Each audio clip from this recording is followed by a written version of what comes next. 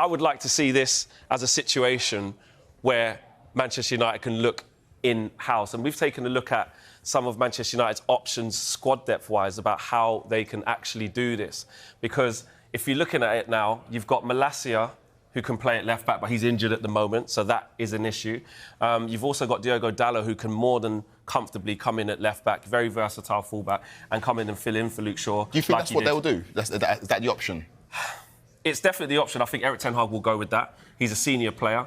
They've just given Dalot a massive new contract as well, so that is a big vote of confidence in Dalot's ability. And Erik ten Hag has proved on many occasions that he likes Dalot, although he's currently not starting at right back because Wan-Bissaka has that place. But last season we've seen Dalot come in at left back and fill in for Luke Shaw where there has been injuries. And I think also there's Alvaro Fernandez as well. He's a player that you waxed lyrical about in the pre-show meeting. He was on loan last season. Tell me about him. Is he a player that you can maybe feature in the first 11 for Manchester United this season? Brilliant young player. Brilliant young player. Really good at Preston North End last year. Won their Young Player of the Year.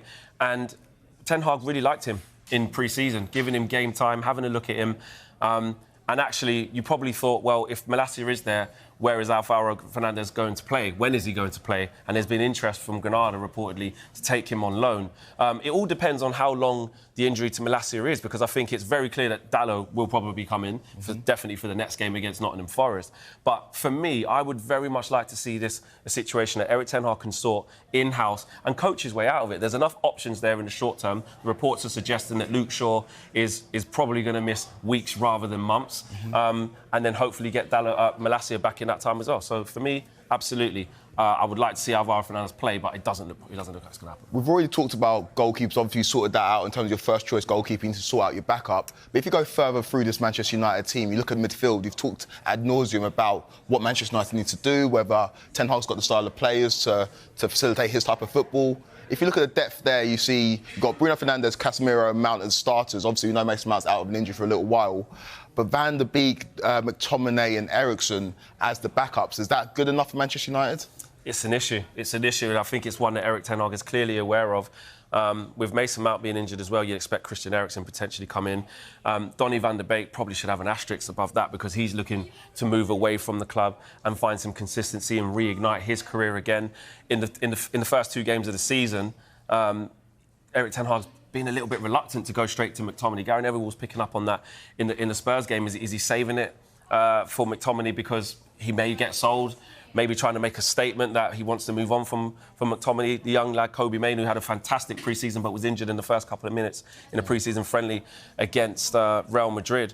And we've seen from Bruno Fernandes, Casemiro and Mount that the early signs are a little bit worrying in terms of how does Ten Hag find the right balance between the two. Casemiro's looked quite isolated. You've got Bruno Fernandes and Mason Mount as 2 8s and leaving Casemiro as a 6, and there's been high turnovers in play. So there's a lot for Erik ten Hag to sort out. So definitely Manchester United would need to reinforce in that midfield situation. And do you think, looking at the first couple of games of Manchester United, we saw it a lot in the Wolves game, we saw it in the Spurs game in the second half as well. The lack of physicality might suggest that McTominay's a player that could stay at Manchester United despite the fact he's been linked with a couple of clubs this summer. Exactly, been linked to West Ham, and it's a weird situation for Erik ten Hag. Maybe he might be looking at an identity crisis because actually in the way he's trying to take the midfield forward, it's more technical players. You look at Mount, good amount of money spent on him, and you let go of Fred and have a reluctance to use McTominay, but that's your physicality, that's your mobility that gets around the pitch. And if you're looking at away at Tottenham, Fred probably would have played in a game like that and have an influential role. So I definitely think there needs to be something where either McTominay stays at the football club and Erik ten Hag uses him if Manchester United can't bring other targets. But like I said, if there is a sale of Donny van der Beek, which I know Manchester United are relying upon to be able to bring in new bodies, then there could be some movement there. And quickly, we just look at the front line. That's probably the most fluid part of Manchester United's team. We've seen Rashford play down the middle. We've got him on the left over here. That's his best position. Would you say that Højlund coming in and maybe starting for Manchester United adds a new dynamic to Manchester United front line? Oh, it's the £64 million question. Not quite the 70 that's been... the add-ons, we've got to wait for the add-ons, because that means Manchester United will be successful, and then the add-ons will come. But he's an unknown entity. He's a project striker that Ten Hag can get his teeth into. Martial, the forgotten man. You know, so many injuries, blighted with injuries. But they're looking to be the strikers. And then you're looking at Sancho and Garnacho coming in at the left wing. on the right-hand side is pretty worrying as well, because Anthony's form hasn't been very good at the start of this season, and an indifferent first season. Pellistri potentially going out on loan, and Ahmad currently injured before he was going to go out on loan. So no real recognised right winger after Anthony.